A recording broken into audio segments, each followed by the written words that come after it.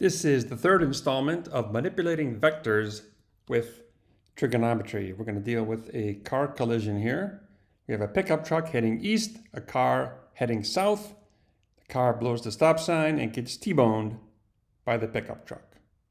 The momentum of the pickup truck before the collision is 20,000 kilogram meters per second. The momentum of the car before the collision is unknown. So the questions ask, what is the eastward component of the combined car and truck after the collision? Eastward component of the combined car and truck. What's the southward component of the combined car and truck immediately after the collision? What's the magnitude of the combined momentum of the car and truck immediately after the collision? What's the magnitude of the combined momentum of the truck immediately before the collision? Let's tackle this one.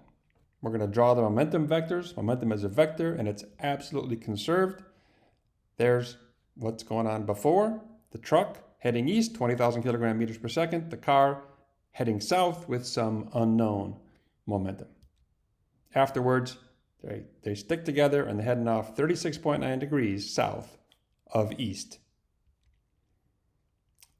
Momentum is a vector. It's conserved.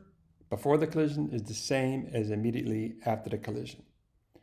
The eastward component is 20,000 kilogram meters per second before the collision. The eastward component must be 20,000 kilogram meters per second after the collision. And we can put it on the diagram. There it is. Momentum is conserved. That's the answer to part A. It's got to be 20,000. Part B asks for the southward component, which is the car.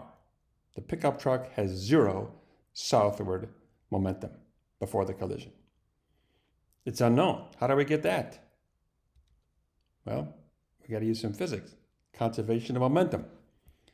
This vector has got to be the same after the collision.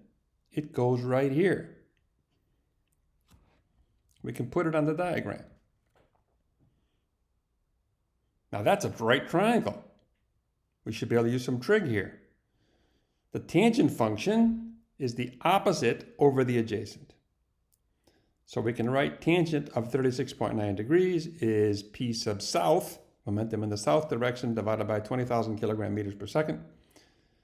And we know what tangent of 36.9 is. We can use a calculator, look it up. It's 3/4.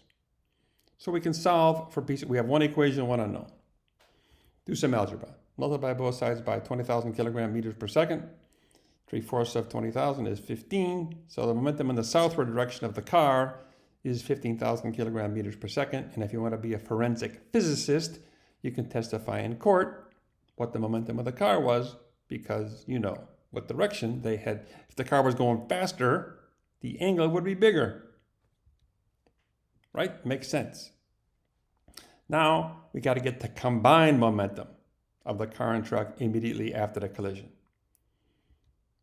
And we know that is 20,000 east, 15,000 south. We have to get this vector, the hypotenuse. How would you get that vector? Well, you can use the Pythagorean theorem. A squared plus b squared equals c squared. So we can just substitute in the momenta, 15,000 squared, 20,000 squared, take the square root, we get 25,000. It's a 3, 4, 5 triangle. That's why I chose 36.9. You can also use cosine if you want, right? Cosine of 36.9 is 20,000 divided by that vector, the length of that vector, the hypotenuse. And that's what we want. We want the hypotenuse. Cosine of 36.9 is adjacent over hypotenuse, one equation, one unknown, and we can solve it and get the answer. Same thing, not surprisingly, of course. Part D asks for the magnitude of the combined momentum before the collision. We just figured out it was 25,000 kilogram meters per second after the collision. Well, momentum's conserved. It's got to be the same. And it's got to be in the same direction too. So the momentum before the collision is 25,000 kilogram meters per second at 36.9 degrees south of east. So that's my example problem. There's a door. It's open. It's the door to success. A lot of people want you to go through that door. Your friends, your family, your teachers, your country, your future self and family, no one's stopping you. You just have to get off your ass and work hard. That's how to guarantee success. There's a bunch of worksheets at that link. If you start P1 with the mastery of vector analysis, you're going to have a lupine attitude. Give me the damn ball, rather than an ovine attitude.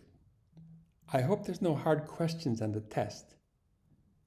Be a wolf. Get to work.